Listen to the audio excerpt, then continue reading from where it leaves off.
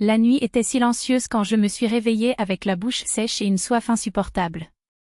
L'horloge du téléphone portable indiquait 2h30 du matin. À côté de moi, la couette était froissée et Igor dormait sur le côté, respirant profondément. Je me levai sans faire de bruit, m'enveloppai dans le drap et me dirigeai vers la cuisine en avançant prudemment pour ne pas le réveiller. C'est alors que j'ai remarqué quelque chose d'étrange, une fine bande de lumière sortait de dessous la porte du salon. Nous pensons que nous éteignions toujours toutes les lumières avant de nous coucher. Ont-ils oublié? J'étais déjà en train de prendre un verre lorsque j'entendis une voix. C'était Igor. Il parlait doucement, presque à voix basse, mais dans le silence absolu de l'appartement, chaque mot résonnait avec une clarté cristalline. Les 7 millions de son compte sont déjà entre vos mains. Demain, je demanderai le divorce. Mon corps s'est figé. La main restait suspendue dans les airs, les doigts immobiles sur la poignée du réfrigérateur. Mon cœur s'emballait si fort que j'avais l'impression qu'il allait exploser. Non, non, ma mère ne se doute de rien, continua-t-il avec un ton de satisfaction dégoûtante. Tu dors comme un ange. Tu ne peux pas imaginer qu'il ne reste que 50 000 $ sur le compte. Une pause. Quelqu'un parlait à l'autre bout du fil. Bien sûr, tout est clair. Elle m'a donné elle-même accès au compte il y a 2 ans, tu te souviens? Quand nous avons acheté l'appartement. Je pensais qu'elle pouvait me faire confiance. Un rire sec, presque un grognement. Idiot naïf. Une autre pause. Ma respiration est devenue irrégulière, haletante. 7 millions. Mais 7 millions, économisés pendant une décennie, hérités de ma grand-mère, destinés à être notre fonds d'urgence, l'investissement dans l'avenir des enfants que nous rêvions d'avoir. Demain, je demande le divorce, répéta Igor, désormais avec un ton d'impatience. 2 ans pour tout préparer, la maison est à mon nom, l'argent a déjà été transféré, et elle ne pourra se plaindre de rien.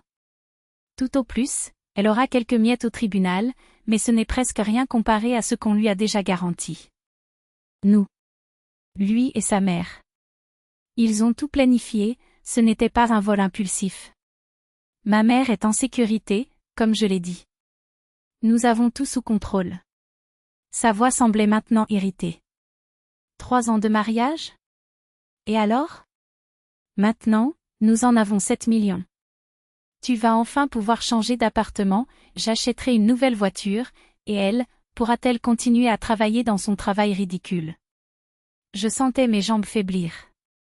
Je m'appuyai contre le mur, essayant de ne pas m'effondrer. 3 ans. 3 années d'amour, de confiance, de projets construits ensemble.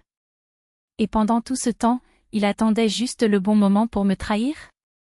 Écoute ma mère, ne dors pas demain. Tu devras faire semblant de regretter quand tu annonceras le divorce. Dis-moi que tu ne m'aimes plus, que tu ne vois pas d'avenir, ce discours cliché. Bonne nuit. J'ai entendu le bruit du téléphone portable jeté sur le canapé, puis ses pas qui s'approchaient de la pièce. J'ai couru vers la salle de bain, j'ai verrouillé la porte et je me suis appuyé contre les carreaux de céramique froid, essayant de contenir les tremblements dans mes mains. Je me suis regardé dans le miroir. Un visage pâle, des yeux écarquillés, des lèvres tremblantes. Qui était cette femme? La même femme naïve qui avait tellement fait confiance à un homme qu'elle lui avait donné pleinement accès à ses économies? Oui. C'était moi, il y a 2 ans, lorsque nous avons acheté l'appartement et il a dit qu'il devait prouver les fonds à la banque. C'est juste pour la formalité, mentit-il avec ce sourire que je croyais sincère. Je n'ai pas hésité. Je l'ai ajouté au récit, plein de foi, d'amour, certain que nous étions dans la même équipe. Pendant ce temps, lui et sa mère préparaient mon vol. Je ne sais pas combien de temps je suis restée là, paralysée. 10 minutes? Une demi-heure? Mais quand je suis partie, une décision froide et implacable s'était déjà formée dans mon esprit. Je suis entrée dans la chambre en silence. Le téléphone portable d'Igor était sur le canapé, le même que celui qu'il avait utilisé pour comploter ma fin. J'ai compris. Je connaissais le mot de passe, la date de notre mariage, quelle ironie. J'ai ouvert l'historique des appels. La dernière était pour Galina Viktorovna, 20 minutes. Après, je suis allée au message. Et voilà. Une conversation entre mère et fils qui avait commencé plus d'1 an auparavant. Fils, nous devons agir. Elle a économisé une fortune.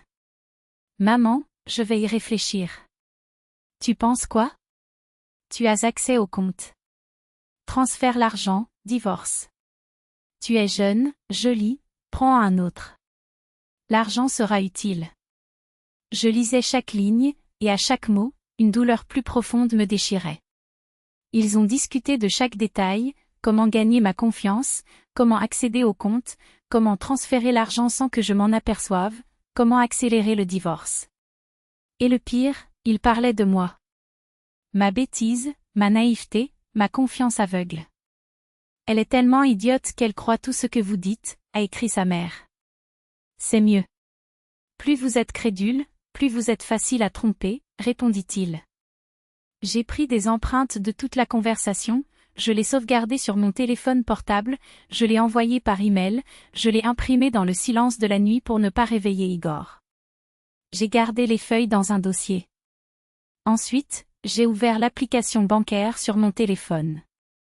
Le bilan confirme le cauchemar, au lieu de 7 200 000, il n'en reste plus que 50 000.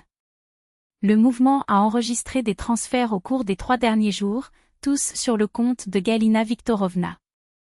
J'ai sauvegardé les reçus, pris des impressions de chaque transaction. Je me suis assis devant le cahier et j'ai rédigé un rapport de police, détournement de fonds, abus de confiance. J'ai joint toutes les preuves, les empreintes, la conversation, les extraits. À 5 heures du matin, j'ai fini. Je l'ai envoyé via le portail des services publics, j'ai sauvegardé des copies dans le cloud, dans 3 emails différents, sur une clé USB. Puis je m'allonge sur le lit. Igor ronronnait à côté de moi, les bras ouverts, sans la moindre idée que son monde était sur le point de s'effondrer. Je n'ai fermé les yeux qu'à l'aube. À 8 heures, il s'est réveillé, s'est étiré et m'a regardé avec un sourire. « Bonjour, mon amour », dit-il affectueusement, comme s'il n'allait pas me détruire quelques heures plus tard. « Bonjour », répondis-je sèchement. Il se leva et alla prendre une douche. J'ai entendu l'eau couler. Je me suis levée, j'ai pris le dossier avec les empreintes et je suis allée à la cuisine. Quand Igor est sorti de la salle de bain, je l'ai trouvé assis à table, avec le dossier ouvert devant moi. « Qu'est-ce que tu fais ici si tôt ?» demanda-t-il en se grattant la tête. « Aujourd'hui, c'est notre jour de congé. »« Allons-nous prendre un café ?» répondis-je calmement. Quelque chose dans mon ton le rendit alerte. Il s'assit lentement, les yeux fixés sur moi. « Ce qui se passe ?» J'ai ouvert le dossier et posé la première feuille sur la table. C'était la trace de la conversation avec la mère. 7 millions de son compte sont déjà entre vos mains. Le sang s'écoula de son visage. « C'est, d'où tu l'as eu? De quoi as-tu parlé avec ta mère ?» ai-je demandé calmement. J'ai tout entendu. J'étais dans le salon. Et puis j'ai pris ton téléphone portable.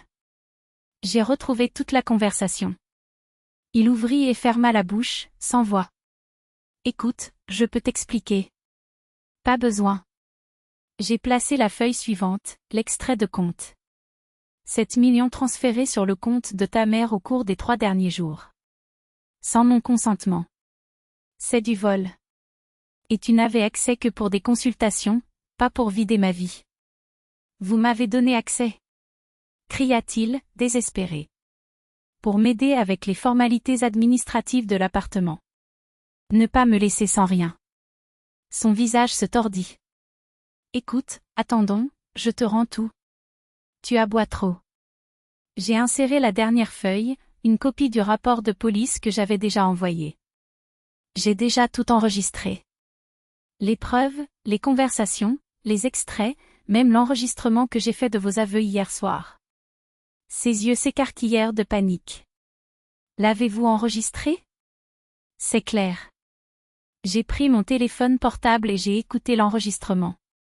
Sa propre voix résonnait, claire, implacable, 7 millions de son compte sont déjà entre tes mains.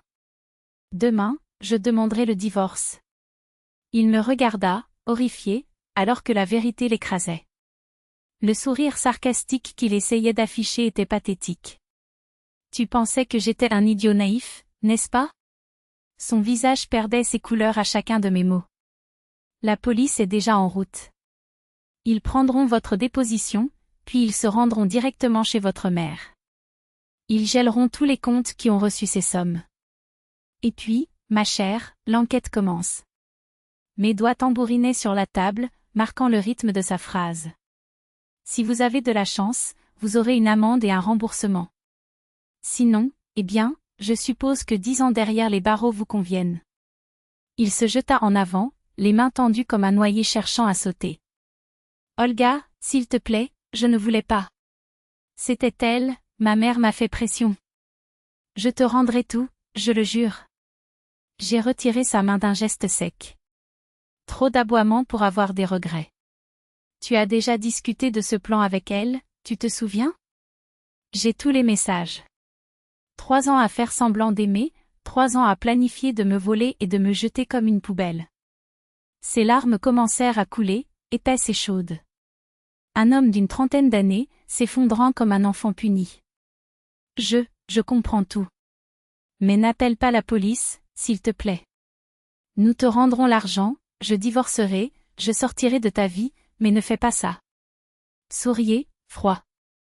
Oui, je le ferai. Parce que si je cède maintenant, vous inventerez un autre piège. Je veux que cela soit enregistré. Je veux que vous ayez un record.